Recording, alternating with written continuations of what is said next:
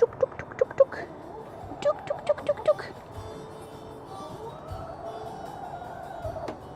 My name's Lisa Watt, and I'm one of the participants in the Urban Hen Pilot Project for the City of Edmonton. My kids love nature, and they always wanted to have a pet parrot, but because I have so many other pets in my house, it was the last thing I wanted to have. I didn't grow up on a farm, but my family did have a farm when I was growing up, and they always had cows and pigs and chickens, and I always used to enjoy, getting the chicks in the springtime and bringing them inside the house and watching cartoons and just that general atmosphere. And that wasn't available for my kids, because apparently, my grandparents passed away at a certain point in time and the farm was no longer there. And there isn't a lot of that opportunity for a lot of kids in the city to, have those experiences. So we thought, well, if we were allowed to have it in our backyard, why not, right? And then when they decided to do it, I actually didn't think the city would actually even approve it, let alone even go through the pilot project at that time.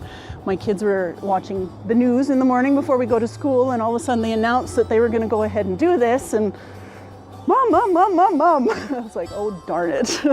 Got myself into trouble. The gray one's name is Freckles. The white one's name is Cheese. That one is either Pepper or Aurora. And either Pepper or Aurora is in the coop, along with Dusty is the other chicken. But once we figured out all the information, we submitted all the paperwork for it, because we had to fill in forms, we had to get neighbors' approval and all of that stuff. And we had to also draw a diagram of where we were going to put the coop and how many chickens we wanted to have and all of that information. I submitted it, but I figured it would never ever get approved, because I thought there'd be hundreds of people wanting to do it, and pretty much 2 days after we submitted it, we got approved to have them. So I was like, okay, now what? Well, in the backyard, we retrofitted our garden shed. There's a specific size that you had to have in a specific square foot area for each chicken because of animal husbandry aspects. And so we designed it based on the amount of chickens that we were going to have. And you have to have it covered for weather to keep them protected. I've turned into a crazy chicken person, let's put it that way. When I first got them, I would sit on my deck for hours just watching them all afternoon when I would get home from work. They're just interesting to see what they do, the dynamic, how they interact with each other, the sounds that they make, just how they interact with their surroundings. And they're very calming and very soothing, which is kind of a surprise.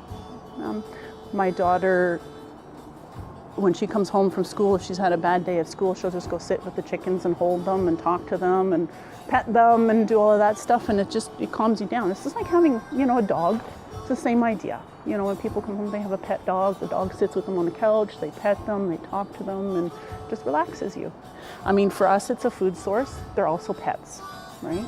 So, I mean, if any of them ever got sick or we had to put them down, it's like having a regular animal in your house, a dog or a cat, that type of thing.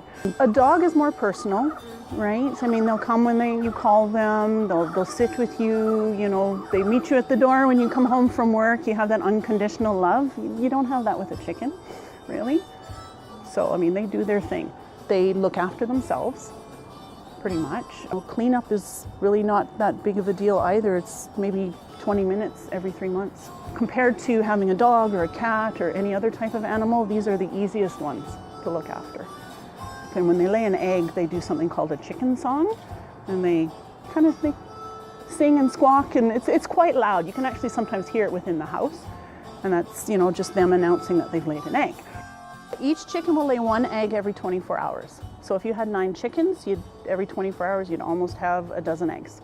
I eat eggs every morning for breakfast, and then some.